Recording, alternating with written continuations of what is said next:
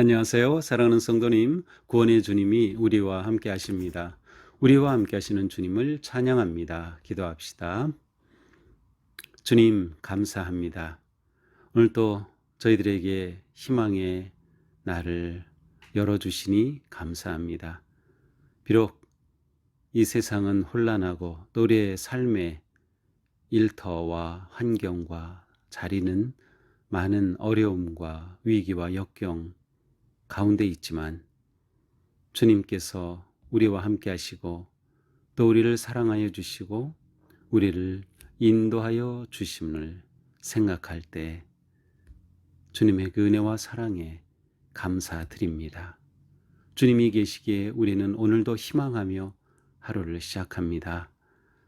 우리에게 일어나는 많은 상황 속에서 우리의 생각이, 우리의 마음이 거룩하고 밝고 긍정적이며 또한 주님의 선하신 인도하심을 따르고 의지하는 믿음의 선택과 결단을 할 수 있도록 인도하여 주시옵소서. 예수님 이름으로 기도합니다. 아멘. 오늘 말씀은 마태복음 25장 1절에서 13절입니다. 그때의 천국은 마치 등을 들고 신랑을 맞으러 나간 10처녀와 같다 하리니 그 중에 5은 미련하고 5은 슬기 있는 자라. 미련한 자들은 등을 가지되 기름을 가지지 아니하고 슬기 있는 자들은 그릇에 기름을 담아 등과 함께 가져갔더니 신랑이 더디 오므로 다 졸며 잘세 밤중에 소리가 나되 보라 신랑이로다 맞으러 나오라 하매 이에 그 처녀들이 다 일어나 등을 준비할세 미련한 자들이 슬기는 자들에게 이르되 우리 등불이 꺼져가니 너희 기름을 좀 나눠달라 하거늘 슬기는 자들이 대답하여 이르되 우리와 너희가 쓰기에 다 부족할까 하노니 차라리 파는 자들에게 가서 너희 쓸 것을 사라 하니 그들이 사러 간 사이에 신랑이 오므로 준비하였던 자들은 함께 혼인잔치에 들어가고 문은 닫힌지라. 그 후에 남은 처녀들이 와서 이르되 주여 주여 우리에게 열어주소서. 대답하여 이르되 진실로 너희에게 이르노니 내가 너희를 알지 못하노라 하였느니라. 그런즉 깨어 있으라. 너희는 그날과 그때를 알지 못하느니라. 아멘. 자, 계속해서 마지막 때에 관한 말씀이 주어집니다. 이제 오늘은 우리가 잘 아는 10처녀의 비유인데요. 자, 이렇게 시작되죠. 그때의 천국은 마치 등을 들고 신랑을 맞으러 나간 10처녀와 같다리니. 자, 등을 들고 신랑을 맞이하기 위해 나간 10처녀다. 여기서 10처녀는 신부가 아니고 들러리입니다. 그래서 신부를 신부와 신랑의 그 모든 결혼식에서 들러리의 역할을 할 그러한 사람들이죠. 대개는 신랑과 신부의 친구들을 들러리로 세우곤 하죠. 예전에는 들러리가 결혼식이 항상 있었는데 우리나라에서도 근데 요즘은 들러리가 서는 것은 거의 볼 수 없어요. 제가 어릴 때만 해도 들러리가 있었는데 한 80년대 오면서부터 사라진 것 같아요. 이스라엘 백성들도 이렇게 결혼식을 하면 신랑 친구들 또 신부 친구들 보통 이렇게 들러리로 세워지곤 합니다. 근데 여기서는 이제 처녀라고 되어 있으니까 신부의 친구들이 아닐까 싶어요.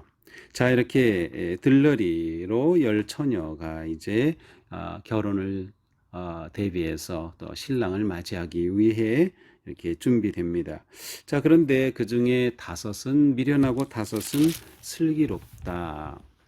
자, 무엇을 가지고 슬기롭고 미련하다고 판단하는 것일까요? 자, 그들의 행동입니다. 3절에 보니까 미련한 자들은 어떤 사람들 등을 가지되 기름을 가지지 아니하고 슬기 있는 자들은 등에 그릇에 기름을 담아 등과 함께 가져갔다. 자, 보통 결혼식은 저녁에 시작이 됩니다. 그러므로 이제 밤에 등을 켤 그러한 때고요. 등을 켜서 밝혀야 또 결혼식을 진행하고 또 들러리가 그 들러리의 일을 하게 되는 거죠. 그래서 등이 필요한데 미련한 자는 등은 있지만 그 등에 넣을 기름을 충분하게 준비하지 않았어요. 그래서 등을 가지되 기름을 가지지 않았어요. 슬기로운 처녀들은 등과 함께 기름도 준비해 놨습니다. 자, 아직까지는 괜찮은데 이 둘의 차이가 어떻게 벌어지는지 분명히 드러나기 시작합니다. 5절입니다. 신랑이 더디옴으로 다 졸며 잘세. 네, 신랑이 예상보다 더디 왔습니다. 그때가 늦게 온 거죠. 이제 재미있는 것은 어제 우리가 봤던 본문은 거기에 보면 악한 종의 이야기가 나오죠. 주인이 떠났는데 악한 종은 어떻게 생각합니까? 주인이 더디 오리라 예상했는데 일찍 왔어요. 그래서 낭패한 거죠. 준비하지 못했어요. 그런데 오늘 본문은 주인이 신랑이 예상보다 더디 오는 겁니다. 그래서 다 졸게 되죠. 그런데 갑자기 소리가 나면서 보라 신랑이로다 맞으러 나오라. 그래서 신랑이 온다고 하는 그러한 예비 신호가 주어집니다. 얼마만큼 왔는지는 모르지만 이제 앞서오면서 누군가가 이렇게 신랑이 옴을 이야기하죠.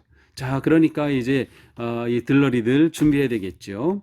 그래서 이 열 처녀들이 다 일어나서 이제 등을 준비합니다. 그런데 8절에 보니까 미련한 자들이 슬기는 자들에게 이르되 우리 등불 꺼져가니 너희 기름을 좀 나눠달라.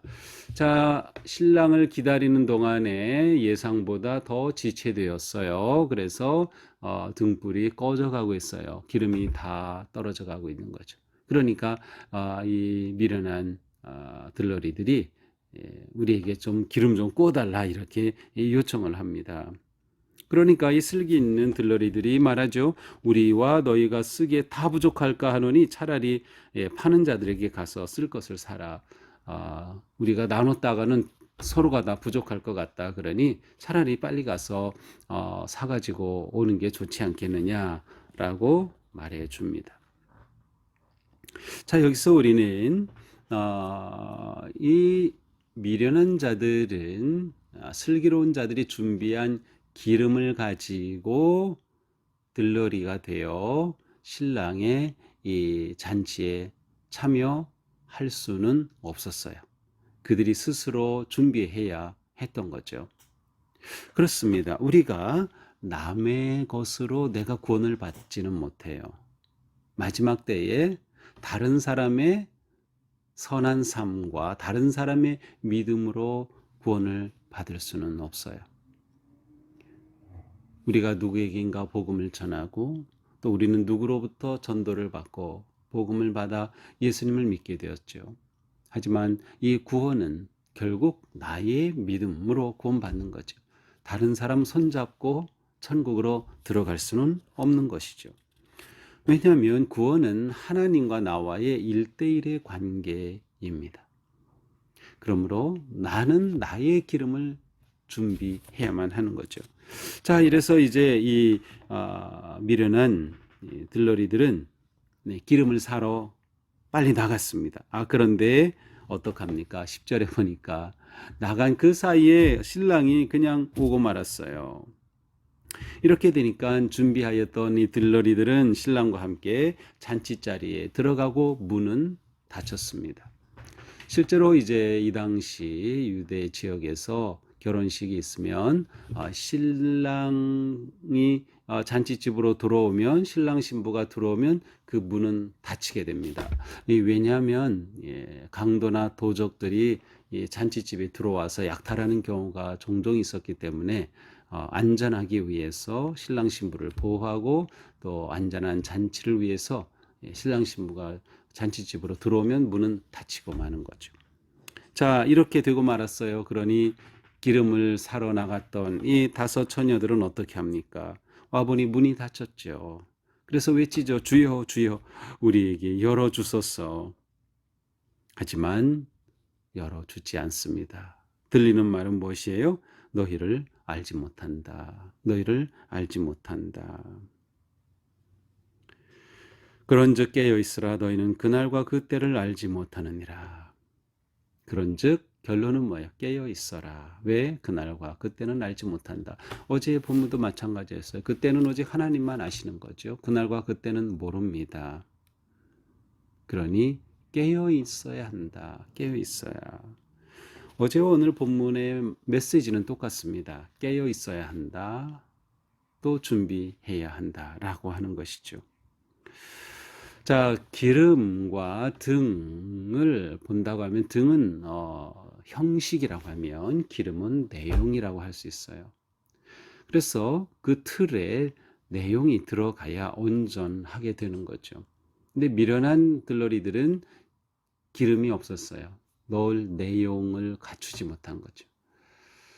사도 바울의 말씀처럼 우리가 믿음의 삶을 살 때 경건의 모양만 있고 능력이 없다 하는 말씀이 있는데, 우리의 경건의 모양만 있고 내용이 채워지지 않는다면 이것은 낭패일 수밖에 없어요. 그러니까 우리가 잘 채워야 되는 거죠. 경건의 모양도 있어야 하고 또 그 내용도 온전해야 하는 거죠. 우리가 예배를 드릴 때도 그냥 예배 드리는 게 아니죠. 예배의 순서가 있어요. 그 예배의 차례가 있어요. 그리고 그 예배의 순서마다 우리는 마음과 뜻을 다해 정성을 다해 영과 진리의 예배를 드릴 때 그와 같은 우리의 헌신과 사랑과 삶으로 채워져야 온전하고 거룩한 예배가 되는 것과 마찬가지죠. 기름 없는 등은 쓸모가 없다. 당연히 등 없는 기름도 소용이 없는 것이죠. 그렇습니다.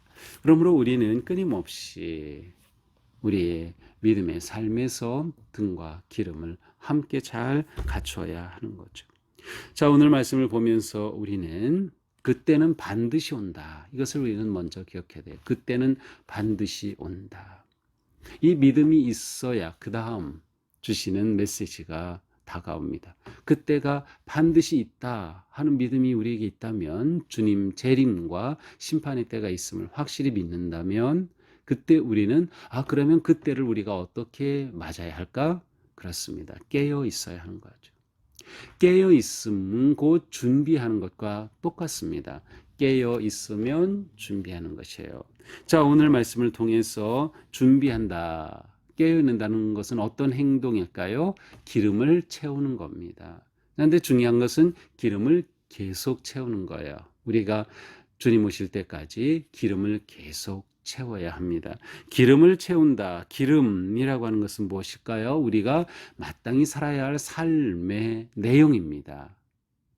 서로 사랑하고 섬기는 삶입니다. 기도하고 말씀과 예배로 하나님과 관계를 든든하게 세워가는 그러한 신앙의 내용입니다. 이것이 우리에게 계속되어야 하는 것이죠. 보통 우리는 이것을 성령 충만함이라고 표현해도 좋을 것 같습니다. 이것은 한 번 채워지고 끝나는 것이 아니라 계속 해야 되는 겁니다. 바로 이 계속 채우는 것이 주님 오실 때까지 기다리는 삶의 방식입니다. 계속 채우는 거죠. 그러니까 우리가 신앙생활하면서 언제 우리가 편하게 할까? 그것은 아예 생각도 하지 말아야 합니다. 신앙생활은 편하기 위해 하는 게 아니에요. 그러니까 우리는 신앙생활하면서 반드시 갖춰야 할 기본적인, 기름을 채워야 할 기본적인 삶의 모습을 가져야 돼요. 기도의 삶, 말씀의 삶, 예배의 삶, 섬김과 사랑의 삶. 이것을 우리가 놓치면 기름이 채워지지 않는 것과 같습니다. 그래서 오늘 말씀을 보면서 그렇구나. 우리는 준비하고 깨어 있어야 한다. 준비한다고 하는 것은 계속 채우는 것이다. 무엇을 채우는가? 우리의 삶에 기도와 말씀과 예배와 섬김의 거룩한 삶으로, 곧 성령 충만함으로 우리가 살아가는 것. 우리 모두 이러한 말씀을 계속 받고 있습니다. 그래서 그때가 있다라고 하는 그런 믿음을 다시금 세우면서 언제 주님 오셔든 상관없는 삶을 사는 거죠. 언제 오시든 상관이 없는 삶. 그때를 굳이 알려고 할 필요가 없어요. 이미 말씀해 주셨기 때문에 그거에 관심 가질 필요 없어요. 우리는 언제 오시든 괜찮은 삶을 살아가면 그게 승리의 삶이 되는 거죠. 오늘 하루가 그러한 삶이 될 수 있기를 주님의 이름으로 축복합니다. 기도합시다. 주님, 그날과 그때는 우리가 알 수 없으나 분명한 것은 그날이 온다고 하는 것임을 다시금 깨우쳐 주시니 감사합니다. 그때가 분명하기에 오늘 하루하루 살아가는 삶이 주님 앞에 신실하고 깨어있는 준비된 삶이 되게 하여 주시옵소서. 미루지 말게 하시고 오늘 해야 할 믿음의 삶, 거룩하고 아름다운 사랑과 섬김과 예배의 삶으로 가득 채워가는 우리가 되게 하여 주시옵소서. 예수님 이름으로 기도합니다. 아멘. 네, 오늘도 주님의 은혜 안에서 우리 삶이 주님을 기다리고 대망하는 그러한 복된 삶 되기를 축복합니다. 사랑합니다.